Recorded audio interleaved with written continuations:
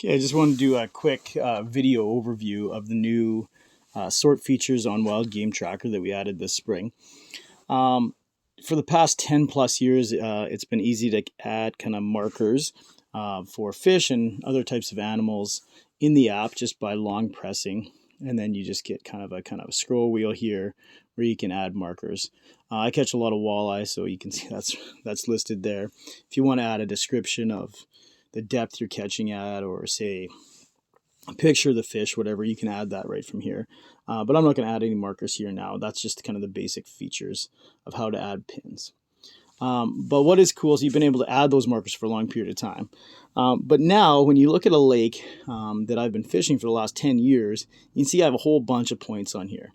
And as you know, having this many points, fish sometimes are at different locations at different times of the year. They move down the lake as the year goes on.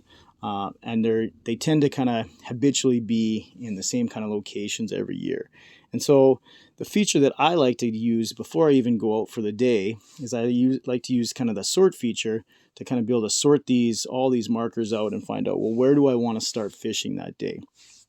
So the one that works best for fishing, if I click on the little sort kind of filter button down here at the bottom of the app, the one that I like to use at the start of the day is by sorting by this week plus or minus 7 days any year. So once I click on that, you can see you've seen a little bit of a change to the map. So normal marker colors are always a little bit of a darker color. And so you can see still the dark green fish markers on the map. But every kind of marker that we have has both a dark and light color. And so if you take a closer look here and I zoom in, okay, I can see in this area, any of those kind of lighter fish markers that you're seeing, those are fish that have been caught within this kind of week on other years, because that's the sort that I chose. And so if I maybe kind of come in here, I can see, okay, well, in this bay here, I've caught a few fish at this time of the year, some walleye there. If I look up here, oh, this little bay here, looks like I've caught all the fish in this bay within this kind of week. And if I kind of zoom out on my map a little bit more, you can see this stretch here looks pretty promising as well if I'm looking to kind of troll instead of jig. This line I've caught quite a few fish.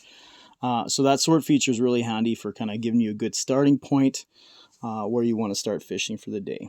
Now, once I'm kind of, maybe I actually have been fishing in the last week, and so I maybe want to hone in a little bit more on where I've been catching fish this week. And so I can also click on that sort feature and say, well, I want to go by current week. And then this is going to be say, okay, now I know where I've been catching fish the last couple days. And it's obviously down this stretch, and maybe that's where I want to start out. Okay, once I get on the water, I may even want to hone in a little bit more. So once I actually start catching a bunch of fish today, then maybe I want to know exactly where I've been catching today. And that's where I would use the sort feature by today. And that's going to work the best. Okay, so that's going to be kind of my ideal scenario is I get honed in on the fish. Once I'm on the water, I'm also going to use some other features. Once I'm on the water, I'm going to also turn on navigation. So you can see navigation is off right now. I would turn to driving mode. So I just tap that button and it's got actually a little steering wheel there. That's obviously going to take me back to where I'm at the cabin right now. And you can see I would probably use that. What driving mode does is every kind of 25 meters you move, it's going to re-change your kind of heading. And so that map's going to rotate appropriately to where I'm kind of going. When I'm in the bush, oftentimes hunting scenarios, I use the compass mode. But I sometimes in tight bays and things like that use compass mode too, because it's more reactive as I turn. Some other features that I oftentimes use, I can obviously move from satellite view to terrain mode to street mode, and I get kind of a different view of the lake. And then when I want to kind of scan around my map, again, I can always go to nav off, and then I can move around and kind of see that. When I'm on the water, I always have tracking on as well, and so that's the little footprints here that are kind of blocked out right now. So I always turn on tracking, and this is going to give me a nice green line showing me wherever I've been that day on the lake, and it gives me a nice line of where I've been and where I'm going. Obviously, me just sitting here right now at the cabin, that's not going to be show much right now. Okay, so that's a quick overview of kind of the new sort features and how they work in Wild Game Tracker. They are going to help you catch more fish, I guarantee it.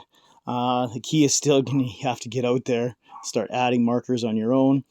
And that's always just by kind of long press, and you get the little pop-up there, and you can add markers. Just a simple push pin. On the Android version, you can also hit the little microphone button and add markers with voice commands as well. Okay, hopefully you liked the video. Chat with you later.